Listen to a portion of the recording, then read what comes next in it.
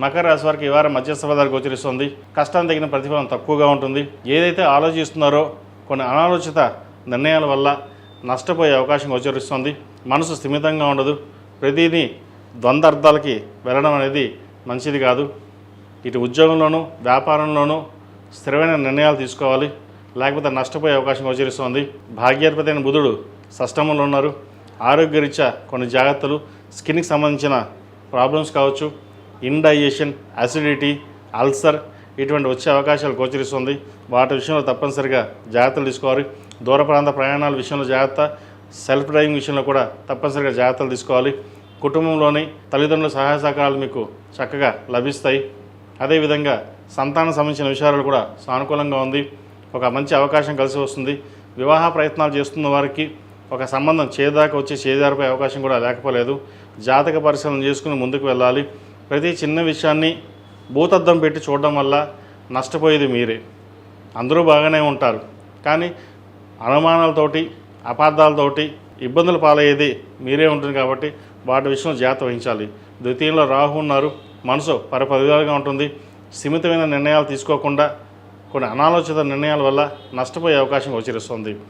మకర రాశి వారికి ఏ నర్సన్ అయిపోయింది, అన్నీ బాగానే ఉన్నాయి కదా, సప్తమంలో గురువు బాగున్నారు కదా, సప్తమాధిపతి బాగుంది అనుకుంటారు. కానీ ప్రస్తుత గోచారరీత్యా ఈ వారం మీరికి మధ్యస్థ ఫలితాలు గోచరిస్తోంది. వారాంతంలో ఒక శుభవార్త వినే అవకాశం గోచరిస్తోంది. అదేవిధంగా విదేశీ సంబంధించిన విషయాలు ఏవైతే ఉన్నాయో, పిఆర్ సంబంధించి కావచ్చు, వీసాకు సంబంధించిన కావచ్చు, స్టాంపింగ్ సంబంధించిన విషయాలు చేతి దాకా వచ్చి వెనక్కి వెళ్ళిపోయే అవకాశం గోచరిస్తుంది.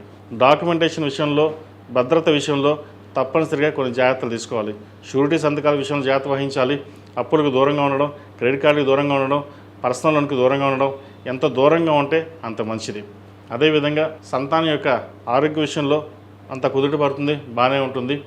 జీవిత భాగస్వామి యొక్క సలహాలు, సూచనలు కొంతవరకు మీకు మేలు చేస్తాయి. స్త్రీల ఆరోగ్య విషయంలో కొన్ని జాగ్రత్తలు తప్పనిసరిగా తీసుకోవాలి. అల్సర్ కావచ్చు, స్టమక్ సంబంధించిన ఇష్యూస్ ఉండే అవకాశం గోచరిస్తుంది. వాటి విషయంలో జాగ్రత్త వహించండి. ప్రతిరోజు ప్రతినిత్యం ఖడ్గమాల స్తోత్రం, అదేవిధంగా శివతాండవ స్తోత్రం పఠించడం చెప్పదగినది. సోమవారం నాడు, గురువారం నాడు శివాలయ దర్శనం చేసుకోవడం, శివుడికి అభిషేకం చేయించడం చెప్పదగిన సూచన. ఈ రాశిలో జన్మించిన వారికి కలిసి వచ్చే సంఖ్య 7, కలిసి వచ్చే రంగు తెలుపు. ఏదైనా పని మీద బయటికి మంగళవారం కానీ గురువారం నాడు వెళ్ళండి, మంచి ఫలితాలు సంప్రాప్తిస్తాయి. ఈ పూజస్టోర్.in పసుపు కుంకుమ నుంచి దేవత విగ్రహాల దాకా అన్ని రకాల పూజలు, వ్రతాలు, గృహప్రవేశం, హోమాది శుభకార్యాలకు కావాల్సిన పూజా సామాగ్రి అంతా ఒక్కొక్క క్లిక్ తోనే మీ ఇంటి వద్దనే పొందండి. ఈ పూజస్టోర్.in